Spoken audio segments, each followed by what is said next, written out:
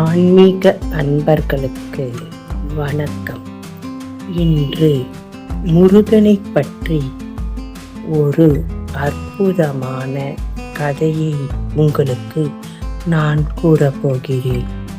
தீய குணங்கள் இருப்பவர்களை கூட முருகன் தன் அன்பால் தன்னிடம் வைத்துக் கொள்வதுதான் இந்த கதை.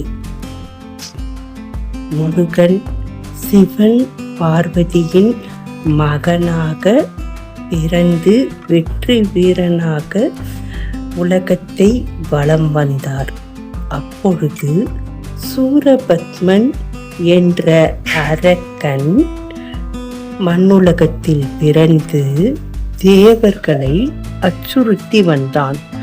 அவனுடைய கொட்டத்தை அடக்க முடிவு செய்த முருகன் அவனுடன் நேரடியாக போர்க்களத்தில் இறங்கினார்.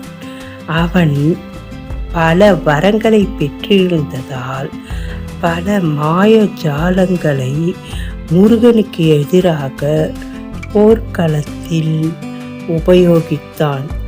அவை அனைத்தையும் முருகன் தனது ஆயுதங்களால் முறியடித்து அவனை தன்னுடைய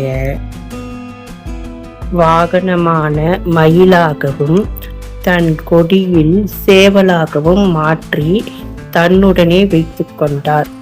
இதுதான் கந்தசஷ்டி விழாவாக கொண்டாடப்படுகிறது. மேலும் இது போன்ற ஆன்மீக தகவல்களை அறிய ஆன்மீக குரு சேனலை சப்ஸ்கிரைப் செய்யுங்கள் அன்பர்களே. நன்றி, வணக்கம்.